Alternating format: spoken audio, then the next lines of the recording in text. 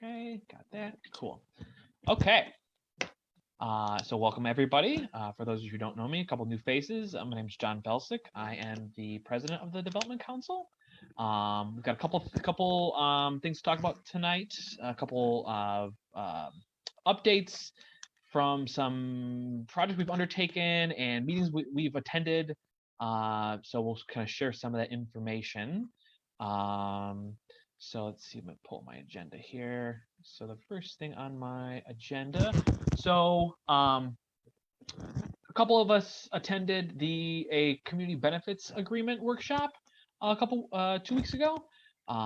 So for those of you who don't know, a community benefits agreement or a community benefits agreement is a agreement or understanding between a neighborhood and a larger development. So I think like the Obama Library's got one, or they're working on one, and a couple other large developments, like in the South Loop or the North Side, would have them too, and they're basically a way for a developer to be a good neighbor. So usually, in order to come into a neighborhood and get kind of buy-in from the residents, the developer will agree to a certain set of asks from the community, whether it's community space, they've got to have more, they've got to provide a certain number of jobs, things like that, and it can really be tailored to any sort of thing that the neighborhood would like to see. So this workshop that we've attended kind of gave us some ideas and recommendations about how to formulate one, what sort of best practices are that we could utilize and sort of leverage for larger development. So think along the lines of the buildings on Pershing and Ashland potentially.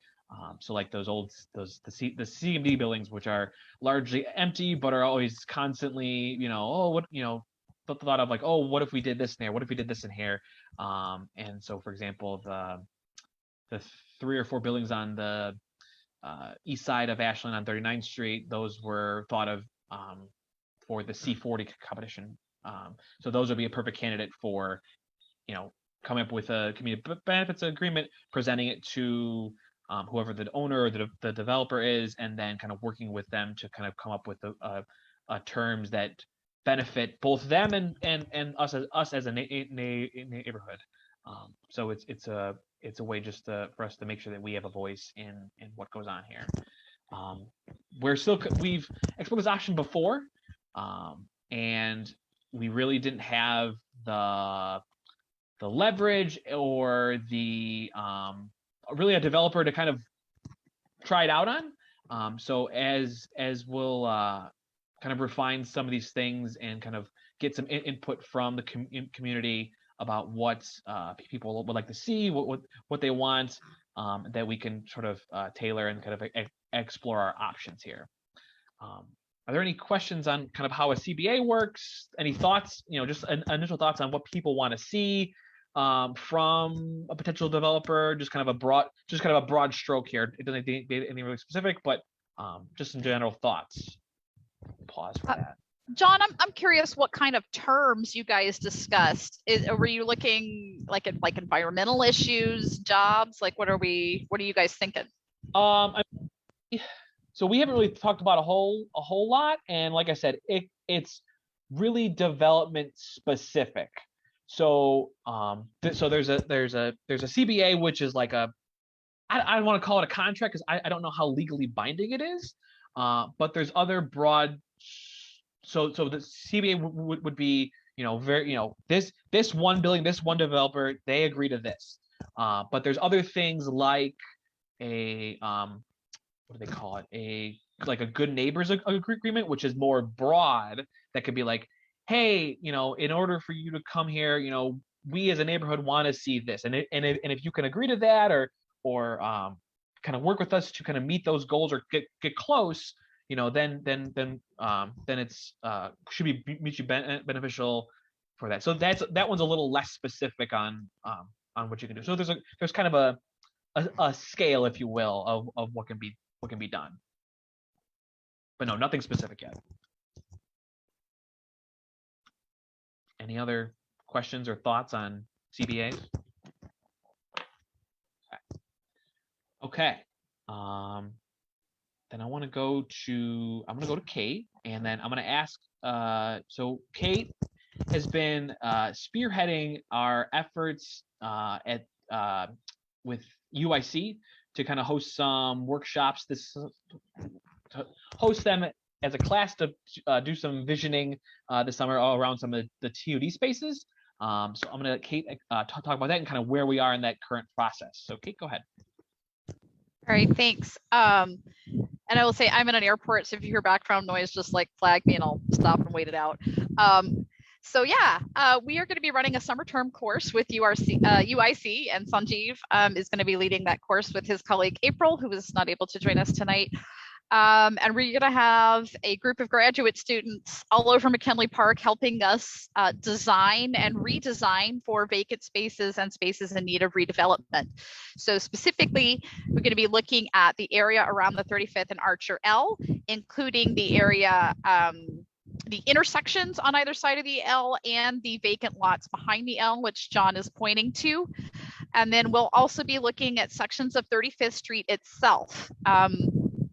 As we think about how to attract more small businesses, how to make it more walkable and otherwise user-friendly.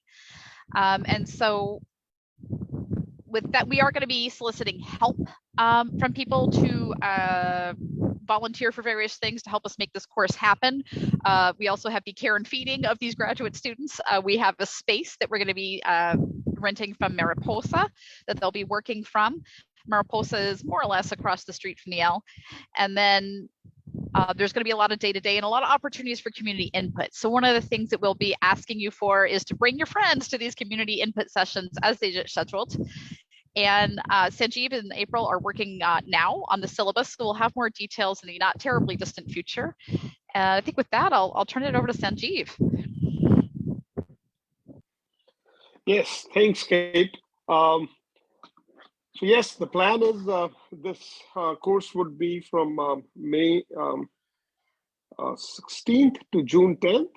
And each of those weekends, so that's 4 weekends, the 4th is the final showcase, but the 3 weekends that are intervening, we would have intense sort of different kinds of engagements with the community, and then also some weekdays, which we would set aside. But in addition, every day, every working day, so that's 5 days a week, we would be in that space 2 to 5. The first 2 weeks, we would be meeting at the UIC campus, where in the studio space where we imagine some of you, and Kate already volunteered, I know, but others as well are welcome, and to sort of, work with the students while they do sort of the homework, they prep, sort of analyzing previous plans, looking at census data, doing site analysis, review of previous studies in the areas, and so on and so forth. So, it would be intensive, and it's we have 7 confirmed graduate students and another 4. So I think it would end up a class of being 10, 11.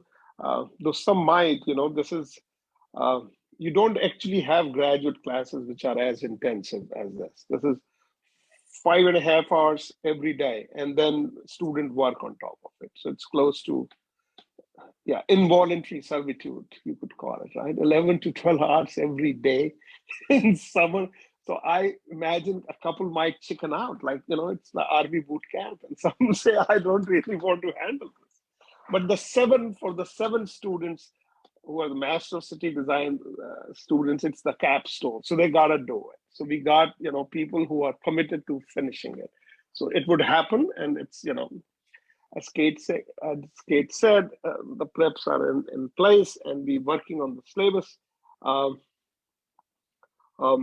So please, your collaboration and your help, ensuring that the engagement with the community is truly collaborative and genuine in nature would ensure that the visioning captures the sentiment and the requirement of place-based people.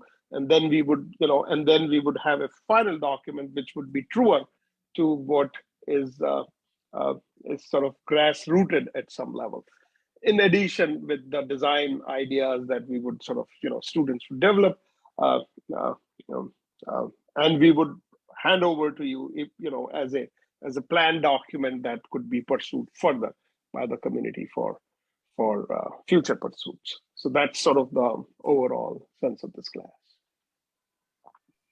Absolutely. And so for those of you who are new to us tonight, this is kind of an extension of our neighborhood plan with CMAP, and they will be taking all the facets of the neighborhood plan into account as far as, affordable housing, economic opportunities, having multilingual and multicultural options for people that are appropriate to our neighborhood. There's also going to be a lot of different ways involved for all levels of involvement. Some of them will be as simple as showing up in the park on your usual walk with your dog and giving us your 2 cents about some of the drawings that students have produced. We'll also need people to run some basic errands, like to take lunch over to Mariposa, and things like there also may be an option for a couple of us who continue to work remotely to park ourselves at UIC early in the course, just to be available to the students to answer basic questions about the neighborhood as things come up. So there's going to be a wide range of volunteer involvement, and we welcome you in whatever capacity you are available and or comfortable. Great. So if I may, my name is Corbin Bowen, and I'm currently a occupational therapy graduate student at Chicago State University. Welcome. Thank you. And this is so great because I'm actually working on a community profile paper. So we're looking at what are some of the occupational needs that are within the community. And my partner and I are working to conduct about a 7 to 10 page paper just on the needs of McKinley Park and, the surrounding communities. So this is an awesome thing. And this paper will ultimately be a continuation into an advocacy paper for McKinley Park. I would love to work with you all. I mean, I will be taking summer courses myself, so I don't know if I will actually be able to, enroll in UIC, which is my alma mater, but go Flames. So yeah, if we could trade emails, I would just love to, be involved. I actually am looking at the park as we speak. I just moved to the neighborhood not too long ago. And actually, during this meeting, if you guys, I've done some research on CMAP and trying to wrap my mind around it. Right now, we're looking at what are the needs of non-English speakers within the community and their access to just basic resources. So yeah, I want to wrap up my spiel, but I am just so thankful that this meeting happened today. It's perfect timing, and we're working on this paper. And I also just want to be, involved in this community as well. So thank you. Oh, that's awesome, Corbin. Thanks for your interest, and it sounds like a really cool paper opportunity for everybody involved, I think.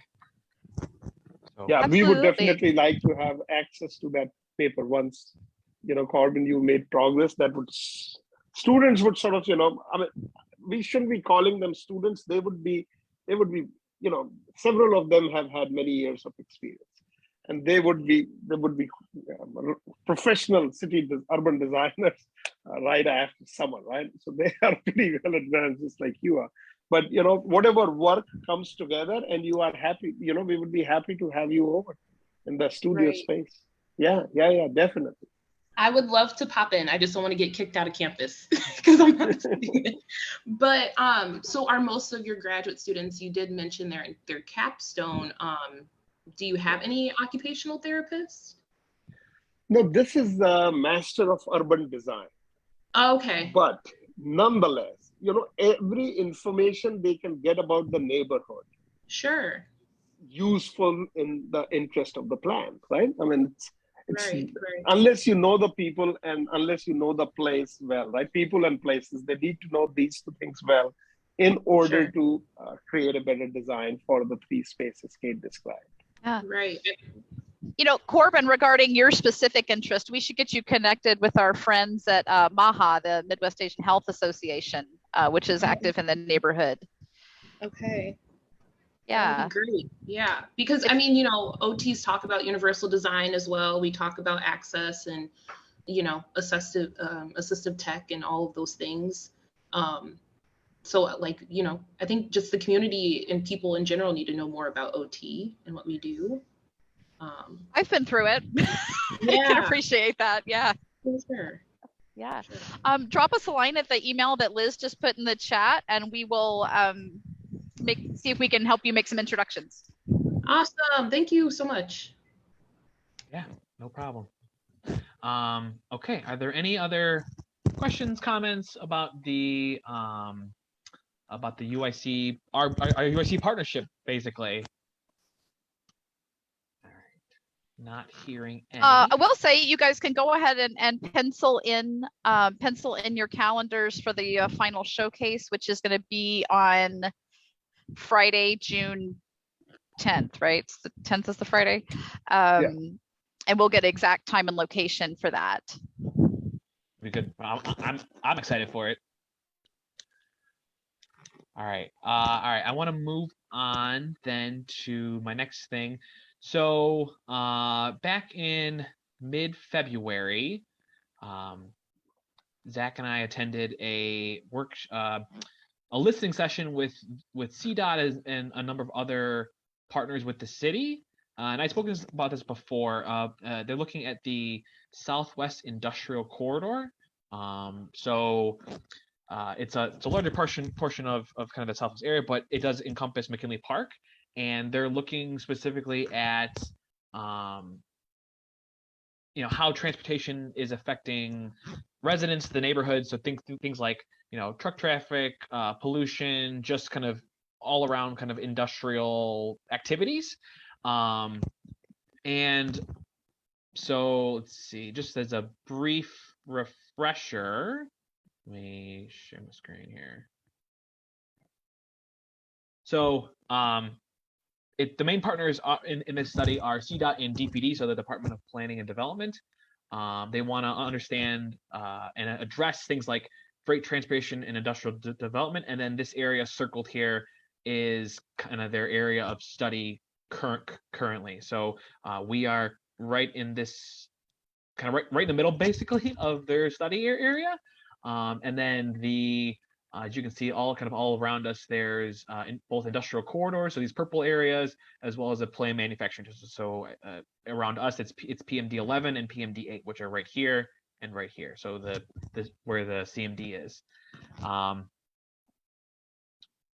What they're focusing on, they've heard a number of residential resident and community group input, us being one of them, about a couple different categories. So one of them is air quality, economic development, governance. So specifically how things are enforced. So how the rules are enforced, how they're created, even how land is used, both in sort of the regulation and the permitting process, but also how things are interacting with things that are already built. So think, industrial sites with schools or playgrounds or things like that. How just general truck traffic interacts with the neighborhood or the area at large. I know for us, we had brought up points about Ashland Avenue being one, but also the major one is 35th Street. That cuts basically right through the middle of our neighborhood, and it's at this point largely residential. So we want to kind of come up with ways to kind of reduce at least reduce the semi traffic going through that section of our neighborhood, as well as other transportation needs. So think biking or walking, things like that. And then I think most importantly is their efforts at community engagement. So they're always looking for ways to gather more inputs, identify groups that they wouldn't normally talk with, both at the community level as well as the larger regional level, and kind of how to get those groups involved and residents involved in the decision process, or at least the planning process to kind of be, they don't want to make their decisions in a silo. They want as much input as possible. One of the ways they were doing that, they had this cool interactive map here, which is the link at the bottom I just clicked. And what that does is it brings up a map of the city. It's interactive. So if you go to this link, there's a couple different options you can choose from, and you can put on this map anywhere areas of concern that that you know of. So for example, we're down here. There's a number of truck traffic concerns along 35th Street. There's things like biking and walking all along Archer Avenue. So there's a number of these dark blue spots. And we'll share this link with you all. And if you are so inclined, which I've put a couple of these dots on here myself, it's really easy. All you have to do is just click it and then identify the point. So development opportunity down here at the CMD, and then all you have to do is just put in your comments and where it applies specifically, and then it's super easy. It takes 10 seconds to kind of fill it out. So that's an option that folks can do, and I believe they're collecting this data up through I think at least June. I don't believe there's a closing date that they said, but they will have to eventually wrap this study up at some point. So they'll be looking at that at least through the end of the spring, start of the summer. So if you have thoughts and ideas, I would share those sooner rather than later. Any thoughts on the industrial corridor? Anything that you guys want us to bring up to them, or thoughts you have about just the neighborhood in general and how we interact with industry? Hey, John, this is Jesse. I'm Alonzo 36 there. Yeah, thanks. This is a very important topic here. I think I've lived here for over 44 years, so I've seen it change dramatically. The one thing that I noticed, everything that they have on that map is crucial here. I think everyone can have an issue with everything that they've listed on that map. But one thing, my mother lives on 34th and Leavitt. I know that there's a lot of semi-trailers getting stuck underneath those bridges, those viaducts there, right on going down 35th. But anyway, they know that they can't fit in there. So then once they've gotten stuck once, I think other truckers have been informed, and then they start taking Leavitt Street to reach the 55. So I think eventually that's going to most likely break down it'll break or collapse the sewers, I should say, with all that heavy truck traffic that goes through there. And I'm sure it's not only Leavitt Street, I'm sure there's other streets. But that's something that's important. And I guess one question I had is, what's the deadline on this when we can make our comments and, check off what we think is important here? I would do it sooner rather than later. They didn't give me a hard deadline about when they're going to close this map opportunity, but they have to wrap it up eventually. So their target for wrapping up this study was beginning to midsummer. So that doesn't leave us a whole lot of time. I would imagine they're going to being a little bit familiar with some of this report process, I would imagine they want to get the last bit of comments in end of April, May-ish, so that way they have time to kind of comb through it, aggregate it, and then come up with solutions or plans, or at least get it to the right people.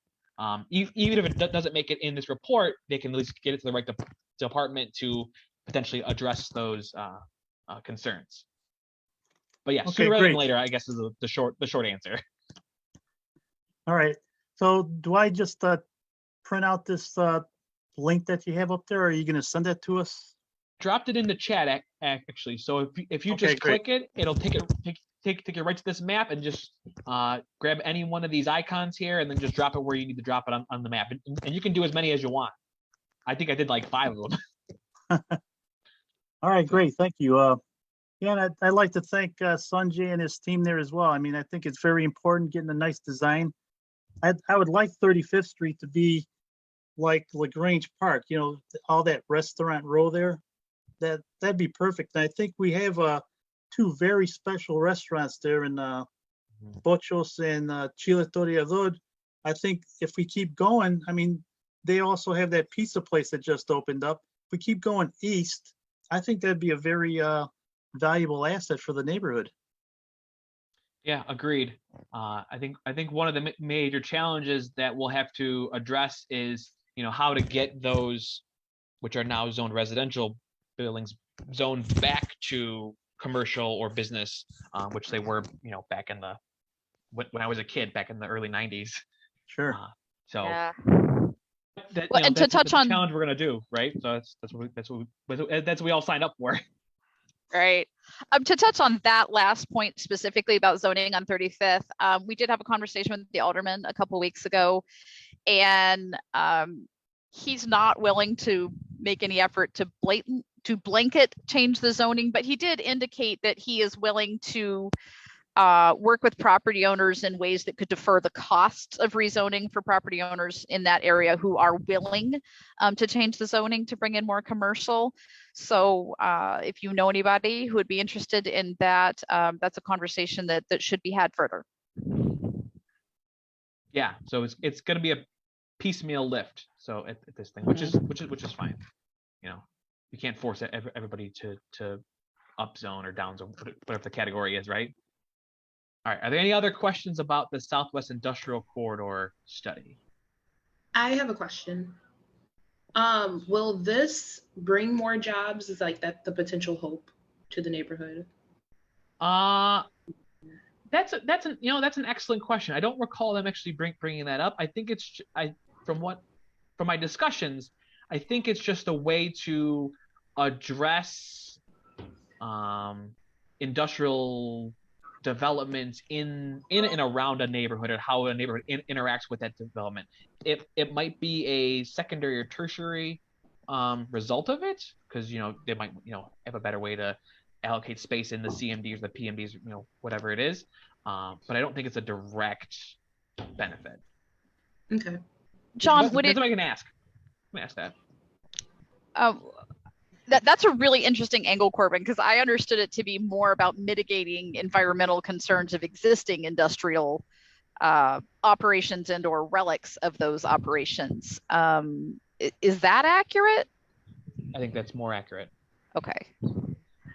Wouldn't preclude. I mean, we have a lot of space that needs to be reused, and if somebody can reuse it responsibly, that would be great. Yeah, there's a couple million square feet of underutilized on Pershing alone.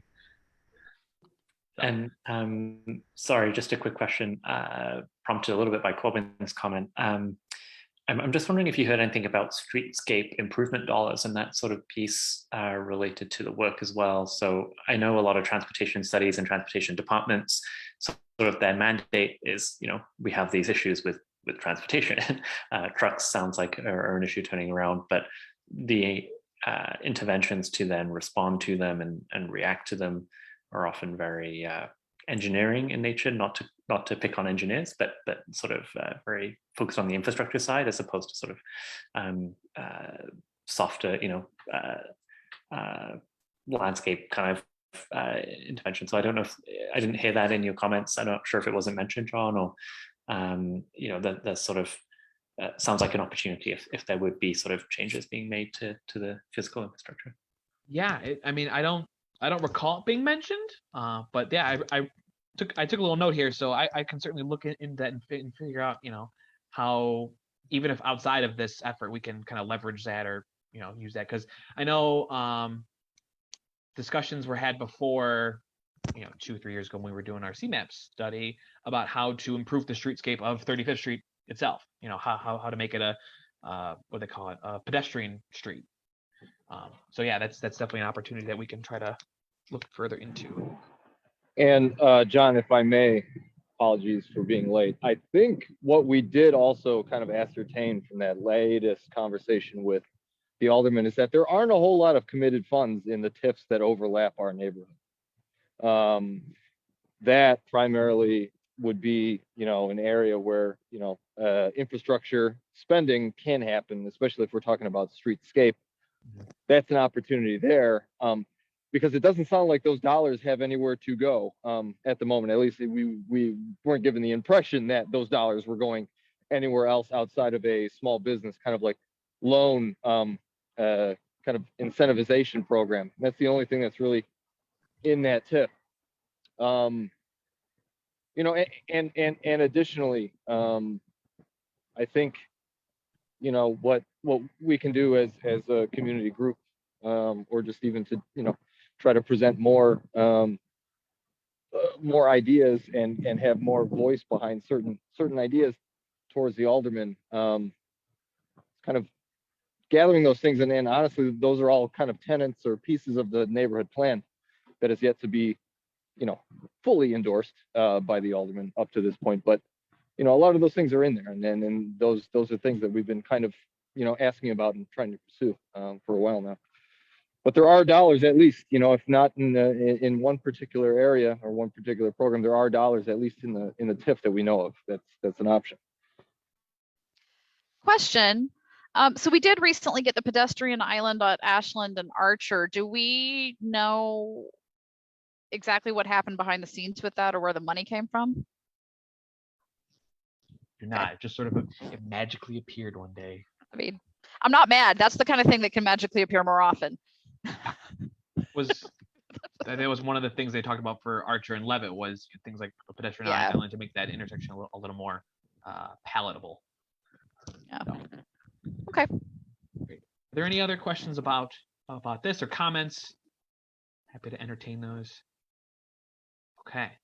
The last thing on my agenda here that I want to talk about, which is kind of a cool thing that just kind of popped up in the last week-ish. So Preservation Chicago, we worked with them a couple times. They did a couple years ago now. There was a presentation about like kind of the history of the CMD and kind of the development behind it and kind of what the future might be able to look like. One of their initiatives that they're currently undertaking is something called the Chicago Workers Cottage Initiative. They did this last year up in Logan Square. They basically what it was, they worked with I forget what school it was, but they worked with the school as part of a 4-week class. They took a survey of all of the workers' cottages within, I believe it was like a quarter square mile, so a 4 block by 4 block square in Logan Square, and they just went around and documented what if any workers' cottages there were in the area, as well as different attributes, you know, whether they were, you know, remodeled, they were in the process, they were abandoned, things like that. Because I guess workers' cottages are one, you know, in addition to the 2-flat, they're one of the more historical Chicago significant styles of architecture. So we've been talking with them, and I'm gonna throw up the website here. I was kind of in the conversation with them a little bit. So this is their website. I was in the conversation a little bit with them about them coming down to McKinley Park this summer and actually taking a survey here. We as residents don't have to do anything, but because all they're going to do is they're going to stand out. They're going to, you know, go block by block between Pershing and 35th and Ashland and Damon. So in the same square footage as the one up in Logan Square. And they're going to use an app that's provided by Preservation Chicago, and they'll fill out those same characteristics. So, and then see kind of what the status is. And then they'll come back and have a report or document that they can share with us as a neighborhood about the, you know, what the current status of our workers' cottages are, and kind of what the value is of, you know, having them, and kind of, like I said, the current state essentially. As part of the survey, you know, they have a couple questions for each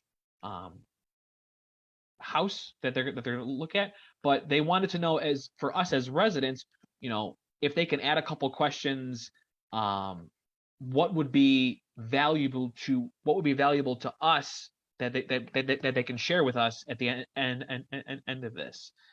So they're looking for ways to kind of get residential input on what we think is a valuable piece of information. Interesting. Yeah.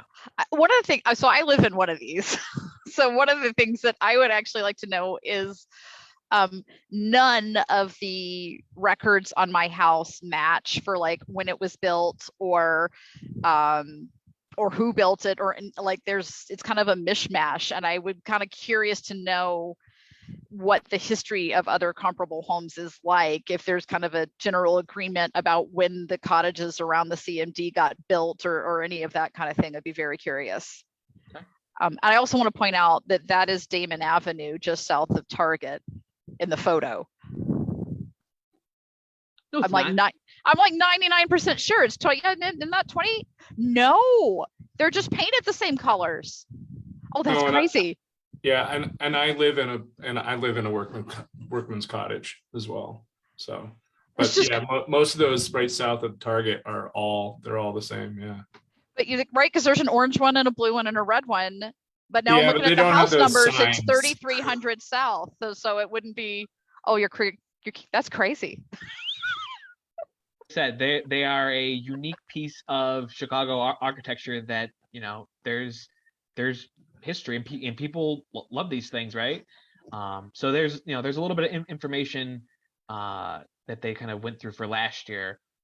So if you see them around the neighborhood, taking photos of people's houses, that's what they're doing. They're doing for 3 or 4 weeks.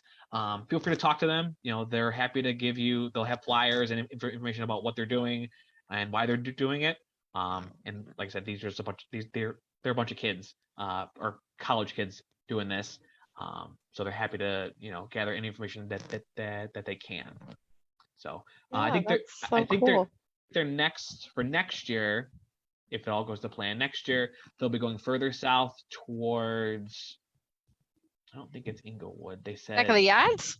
Oh no, it's further south, like Pullman area ish.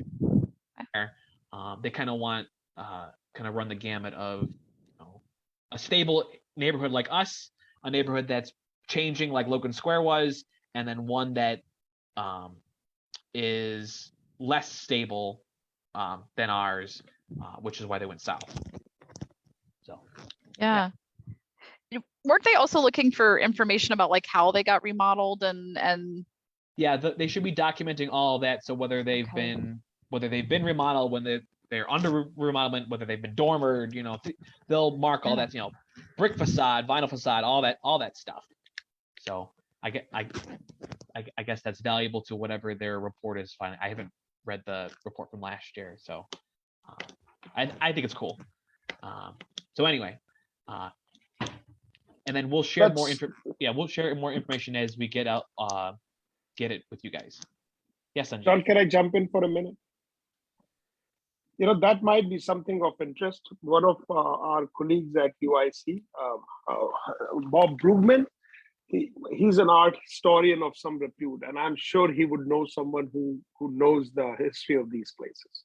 And that could be, a little subsection or a section in the plan, a few pages devoted to this, right? I mean, this is a unique built legacy of yesteryears, and we could feel it when Kate, April, and I walked, and several of us walked quite a bit, but 3 of us, towards the last stretch, we saw some of these examples. The technical word for them is urban tissue. Urban tissue is the smallest cell that forms the basic building block of that neighborhood, right? So this is your sort of the urban tissue, and it repeats over and over. So the working cottages or the workers' cottage is in some ways the vernacular building typology for this area. So we can get someone, a historian or someone who knows this, and lecture the students, and and others who are interested can join as well. That might become a thing for the plan. Yeah, sure. We can definitely pass along the information to the folks at Preservation Chicago. Lucy. Yeah. No, what the heck's her name? Yeah, I'm drawing a blank on her name now. But yeah. But so just put it in an email and forward. Just shoot an email, and this would find then way like Liz just shared that link about the plan. So, I saved it and it's going to end up in a folder and, so it would add to that planning effort automatically, but just shoot an email. Okay. And that's for everyone. If you come across something which is of interest or, the build form, the plan, or something like what John described, it's all helpful for the plan making effort. Of course. All right. Are there, all right, so that's the end of my agenda. Are there any comments, questions, concerns, emotional outbursts that need to happen? I want to say hi to Rishab, who wrote us and spoke a little bit earlier, but has recently moved here to work for the city. And do you mind telling us a little bit about exactly what you're doing with the city? We're curious. Yeah, absolutely. And thanks for having me. How can we exploit you? There's so many layers to that, which I just won't even get into, John, coming to Chicago from Toronto. So I am in the mayor's team and cross-appointed actually to the mayor's office and Department of Housing, helping deliver the housing programs in the Chicago Recovery Plan. So probably this seems like a very informed group, so you probably are at least moderately familiar with the Recovery Plan, and there are several initiative areas. Housing is a key one. So currently working on rolling up our sleeves and getting a lot of programs stood up in the housing space. So that's everything from the development of multifamily housing to homeowner and owner-occupied repair programs and a range of things in between. So I'm here in an unofficial capacity as a new resident in Chicago. I moved here in January. Prior to this, I did work for the City of Toronto as a chief of staff to an alderman. Some experience in that job actually led me to raise the question around streetscape improvements. And prior to that, I built housing policy for the City of Toronto in the city planning department. So I have an urban planning degree. And now I find myself here. So really great to see groups of engaged residents wherever they are, whichever country, city, community, other. And it seems like you're a very lively and informed group. So good to know that this is all happening in Chicago. And thanks for having me. Thank you, Rashid. Appreciate it. Thank you and welcome again. Anything else? Yeah, I have one thing. I know we got a lot of people, hey everybody, that are working on some studies and trying to gather a lot of information. I just wanted to put that down, and I don't know how to do it because I have a lot of ideas, and then some of them I don't get to because I'm busy too. But there's a lot of McKinley Park has a lot of Facebook groups, and I think they have a couple of historical ones. So I don't know if that helps in any of the studies that we're doing, especially for the professor and somebody else that was the occupational therapist. Sorry, I'm bad with names. There's a lot of good information out there, and there's a lot of history in this area. So I don't know. If you guys want to, I'm on the development council, and if you want, I can help get some of that data or connect you with some of the people if you want to. I've been a resident for about 25 years. I do a lot of things here in the neighborhood. I'm on the internet a lot, so I'm willing to help out and maybe gather some stuff for anybody that's out there if you want to connect with me. So I just want to offer that out there. So thanks a lot, and good to have everybody on, the new people. And I love Toronto.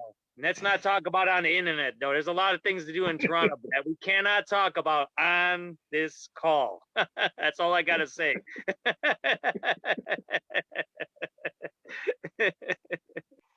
Hey, Liz. Oh, sorry. Go ahead.